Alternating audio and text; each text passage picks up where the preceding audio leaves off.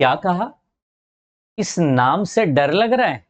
अरे चिंता मत करो, when Baba ji is here why to fear. स्वागत है आप सभी का अपनी चैनल के ऊपर, जहां पे एक और धमाकेदार टॉपिक की आज शुरुआत करने जा रहे हैं, जिसका नाम है डबल इंटीग्रेशन। सर डबल हटा दो, इंटीग्रेशन में ही बैंड बजती है, टेंशन मत लीजिए। शुरुआत करेंगे इंटीग्रेशन के बेसिक्स के साथ, और फिर आपको लेकर जाएंगे डबल इंटीग्रेशन की अलग अलग सब्जेक्ट वाइज, टॉपिक वाइज उस पर्टिकुलर सिनारियो के पास। तो चलिए, आपकी मोहब्बत वाली लाइक, इतनी प्यारी लाइक होनी चाहिए कि आपका देखकर आपका दोस्त दौड़ दौड़ कर अपने चैनल के ऊपर आना चाहिए। और वो आएगा कभी, जब भी आप शेयर करोगे। तो फटाफट शेयर करिए, और उसके साथ साथ जब वो दोस्त आएगा दौड़ दौड़ के, तुरंत उसको झप्पी लगाने बोलेगा तो सब्सक्राइब करने बोलिए। शुरुआत करते इंटीग्रेशन। लेकिन आपको एक बात आपको क्लियरिफाई कर देना चाहता हूं, आज तक हमने इंटीग्रेशन पढ़ा, फिर इस double integration, triple integration, rectification, इनकी जरूरत क्यों पड़ी मुझे, है ना? तो सबसे पहले आता है बेसिक इंटीग्रेशन। बेसिक इंटीग्रेशन, फिर आता है डबल इंटीग्रेशन,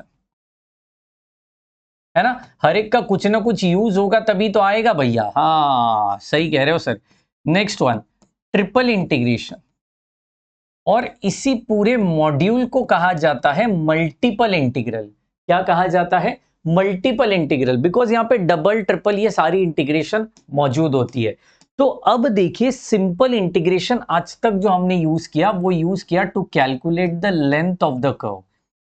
इसके लिए लेंथ ऑफ द कर्व को कैलकुलेट करने के लिए बोलेगा, तो इस पॉइंट से शुरू हुआ, उस पॉइंट पे जाके खत्म हुआ, उस लेंथ को कैलकुलेट करने के लिए हमें इस इंटीग्रेशन की जरूरत पड़ी। जहां पे इस पॉइंट उस पॉइंट बोलेगा, तो ये हो गया लोअर लिमिट, वो हो गया upper limit. Lower upper lower upper lower upper आपको दिया जाता है, आप लिमिट को सब्सटीट्यूट करते हो आफ्टर इंटीग्रेशन, और फिर मचाते हो। बिल्कुल, है ना? अब सिमिलरली डबल इंटीग्रेशन जो होता है, वो एक्स एक्सिस और वाई एक्सिस दोनों के विथ रिस्पेक्ट टू होता है। इसलिए यहां पे यूज किया जाता है एरिया को कैलकुलेट करने के लिए। डबल इंटीग्रेशन को यूज किया जाता है एरिया को कैलकुलेट करने के लिए। ये एक सिंगल डायरेक्शन में दौड़ता है, whether it is with respect to X और विथ रिस्पेक्ट टू वाई।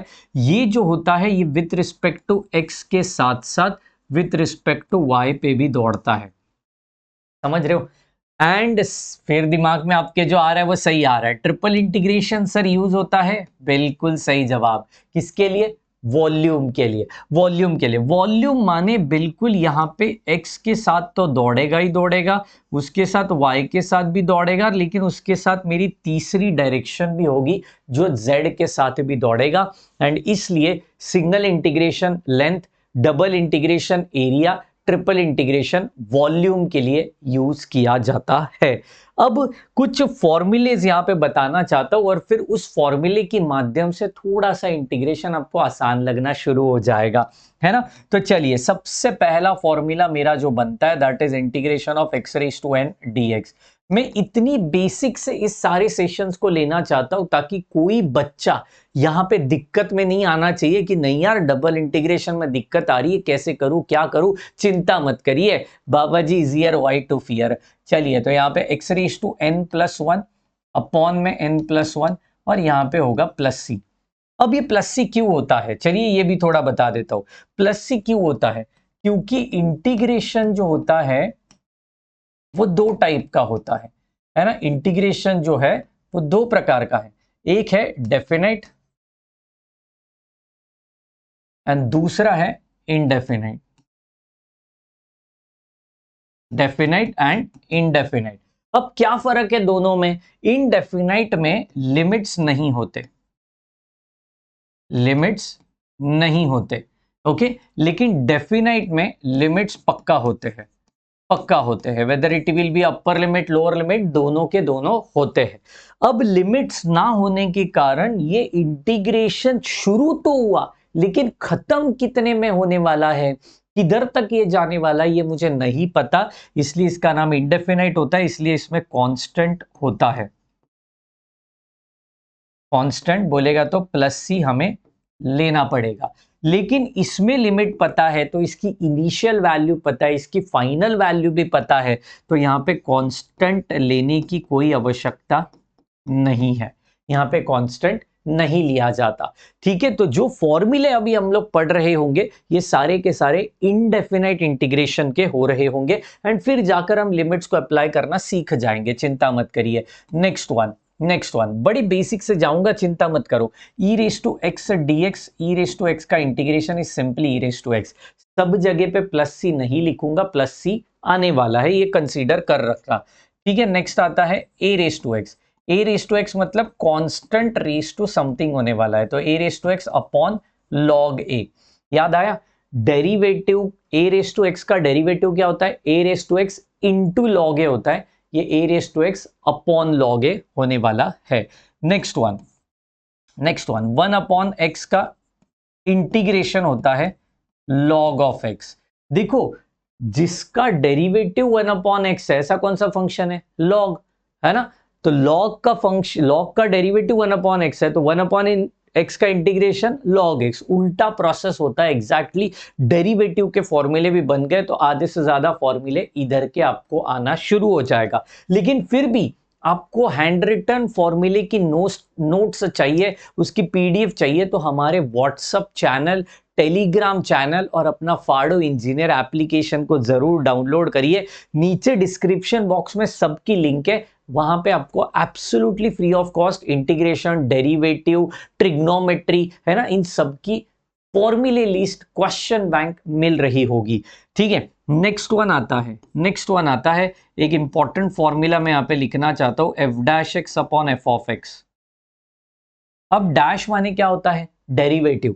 तो नीचे फंक्शन है, ऊपर उसका डेरिवेटिव है, तो फॉर्मूला बनता है log of mod of F of X.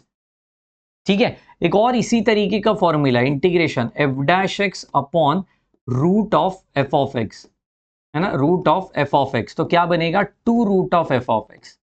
क्या बनेगा, two root of F of x.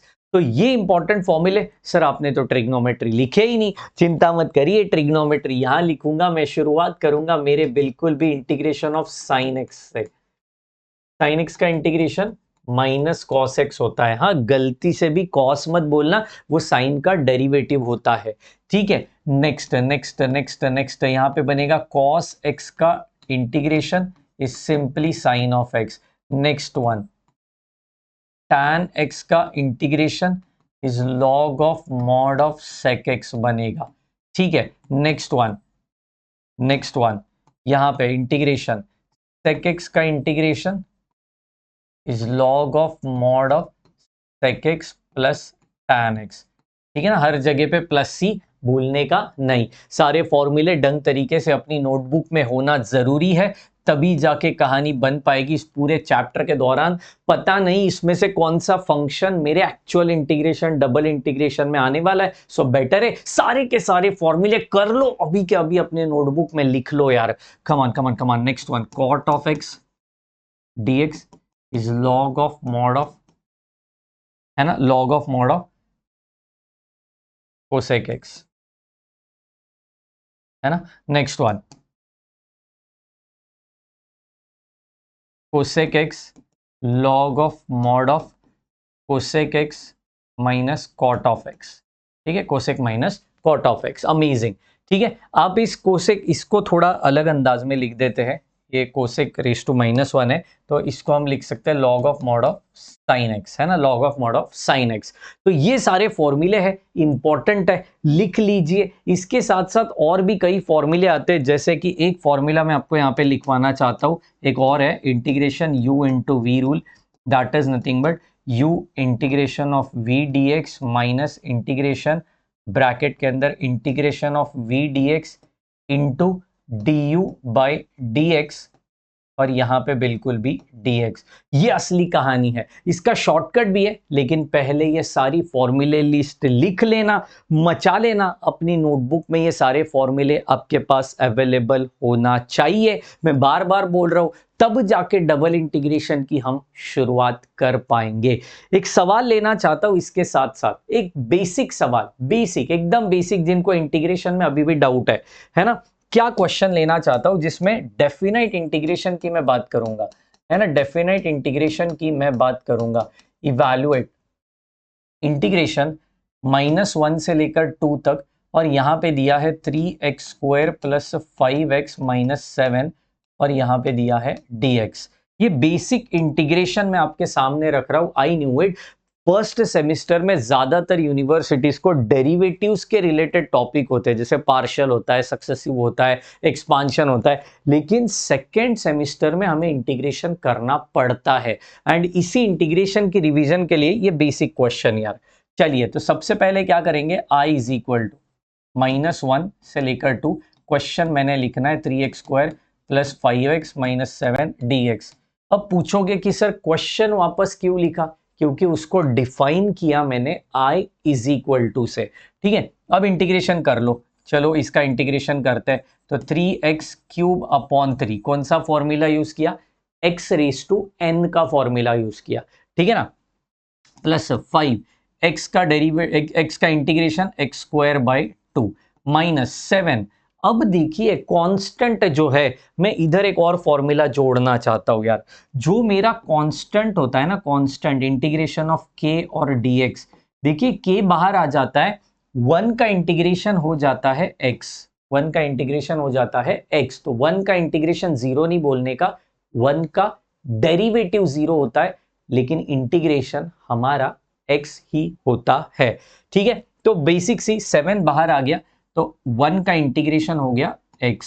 Sorted यार, कहां से कहां तक है ये, कहां से कहां तक है, लिमिट कहां से कहां तक है, -1 से लेकर 2 तक है। कुछ कैंसलेशन हो पा रही है क्या, 3 विल गेट कैंसल आउट। अब आएगा असली मजा, ये सवाल लेने का मेरा मेन मकसद यही है यार, मेन मकसद, ध्यान से सुनो। सबसे पहले मैंने क्या करना है, इस पूरे फंक्शन में मैंने डालना है अपर लिमिट, पूरे फंक्शन में डालना है अपर लिमिट। ठीक है, तो x के जगह पे डाला, अपर क्या है इधर, 2 का क्यूब है ना, 2 का क्यूब है ना, x के जगह पे डाला 2 प्लस 5/2 बाहर आ गया, इधर x के जगह पे डाला 2 उसका स्क्वायर माइनस 7 x के जगह पे डाला 2। Sir what about lower limit, चिंता मत करो, माइनस मैंने अलग ब्रैकेट लेनी है और यहां पे मैंने रखना है लोअर लिमिट। चलिए डाल देते हैं, डाल देते हैं। तो यहाँ पे -1 की क्यूब प्लस 5/2, इधर x के जगह पे डाला -1 का स्क्वायर, इधर -7 और x के जगह पे डाला -1। ठीक है, चलो इसको सॉल्व भी कर लेते हैं फटाफट से। तो ये आंसर कितना बनेगा, ये बनेगा 8 प्लस ये बनेगा 4, 4 इंटू 5 20, 20 डिवाइडेड बाई 2 10 माइनस ये 14। अमेजिंग, माइनस ब्रैकेट के अंदर। अब आंसर प्लस भी आ सकता है, आंसर माइनस भी आ सकता है, इसमें चिंता करने की कोई आवश्यकता नहीं है, डायरेक्शन मैटर्स, इसलिए ये आंसर कुछ भी आ सकता है। तो -1 की क्यूब -1, ये स्क्वायर, तो ये बना बिल्कुल 5/2 एज इट इज, ये +7। अमेजिंग, ठीक है, आप इसको कर लो फटाक से, है ना, 8 + 10 18 - 4, ये तो 4 हो गया। ठीक है, ये अब थोड़ा मजेदार सीन है, माइनस ब्रैकेट के अंदर, इसको आप एलसीएम लेना पड़ेगा क्योंकि ये 5/2 है ना, तो कर लो फटाफट से, -2 + 5 + 14 होल डिवाइडेड बाई 2, खत्म खत्म, टाटा बाय बाय, है ना, ये 19 17, तो ये बना 4 + 17/2, तो ये बना, एलसीएम निकाल के वापस से 8 हो जाएगा ये, है ना, तो ये 8 + 17 डिवाइडेड बाई 2 हो जाएगा, which is nothing but 25 divided by 2 is my final answer. तो इस तरीके से ये इंटीग्रेशन के बेसिक क्वेश्चन आपको आना चाहिए। इसके रिगार्डिंग अगर आपको और क्वेश्चंस चाहिए तो मुझे नीचे कमेंट बॉक्स में जरूर बताना। मैं अपने व्हाट्सएप चैनल और ग्रुप्स के और कम्युनिटी के अंदर इसके रिलेटेड क्वेश्चंस आपको सेंड कर दूंगा। थोड़ी प्रैक्टिस कर लो और फिर आ जाओ डबल इंटीग्रेशन के अपने नेक्स्ट सेशन के अंदर। इतनी ही जोश जुनून के साथ मिलेंगे, तब तक के लिए पढ़ते रहिए और देश को आगे बढ़ाते रहिए। Bye bye, take care and thank you so much guys.